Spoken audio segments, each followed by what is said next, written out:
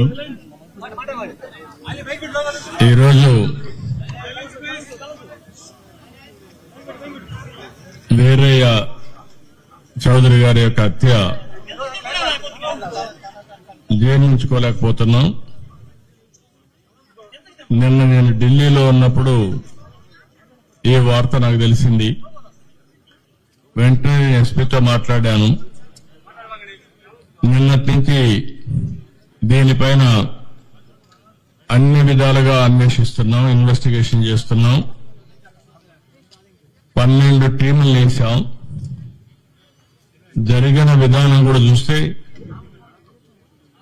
చాలా కరుడుగట్టినటువంటి నేరస్తులు కూడా చేయని విధంగా ఈ హత్య చేసే పరిస్థితికి వచ్చారు.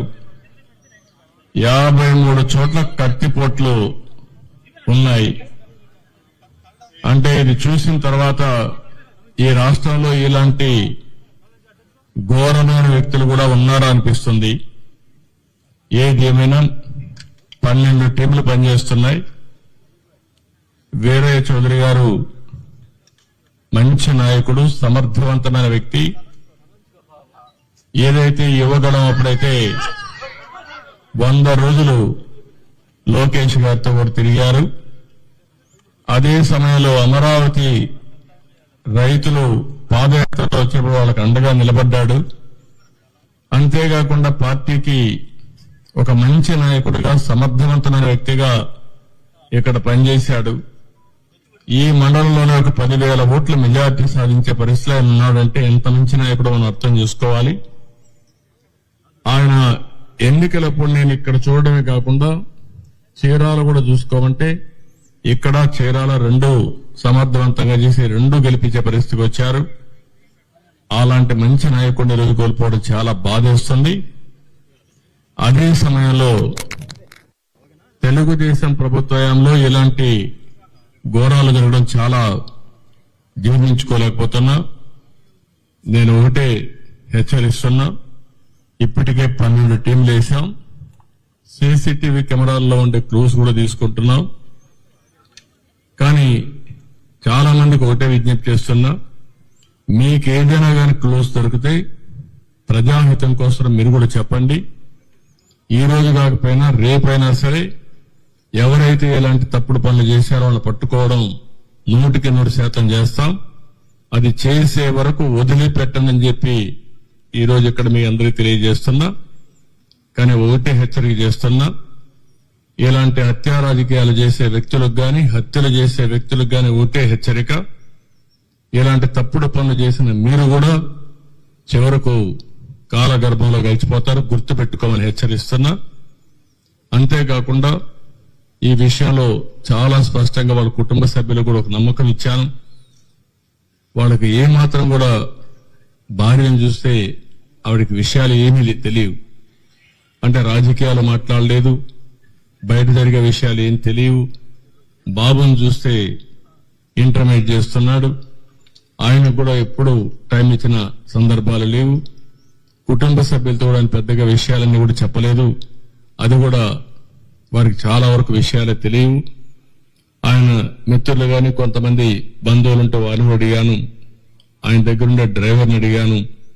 అదే మరి ఆఫీసులో పనిచేసి అతను అడిగాం.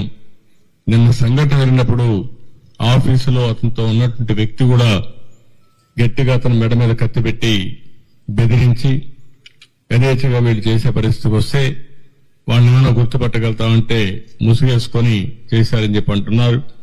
ఏదేమైనా వాళ్ళ పట్టుకొని తీరడమే కాదు, ఎవరైతే ఇంత ఘోరం చేశారో అలాంటి వ్యక్తులకు కఠిన శిక్ష వేసి, ఏదైతే వీరయ్య చౌదరి గారికి ఆత్మకు శాంతి కలగాలంటే అది ఒకటే మార్గం.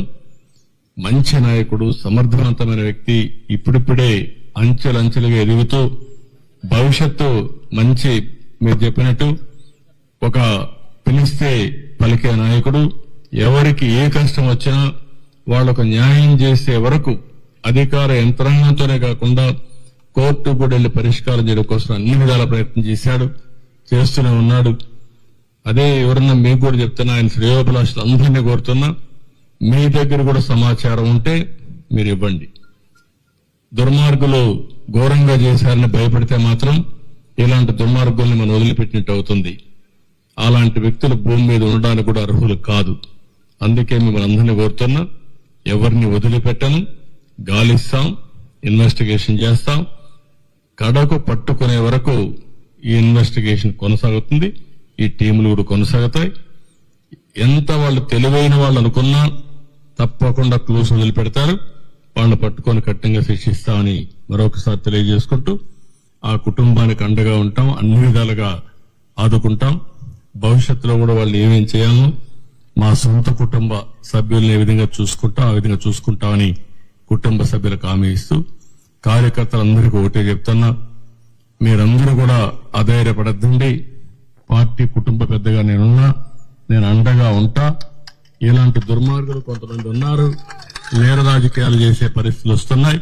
నేర రాజకీయాలు చేసే వాళ్ళందరినీ తుదముట్టించే వరకు ఈ పోరాటం ఆగదు. రాష్ట్రంలో 5 సంవత్సరాలు మనం చూశాం.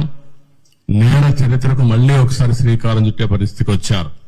అక్కడి నుంచి ఇప్పుడిప్పుడే బయటపడే పరిస్థితి వస్తే అది తట్టుకోలేక, ఇలాంటి నాయకత్వాన్ని ఎదుర్కోలేక తప్పుడు పనులు చేసే పరిస్థితికి వస్తున్నారు. ఇది ఏదేమైనా కార్యకర్తలందరికీ విజ్ఞప్తి చేస్తున్నా, మీకు ఏ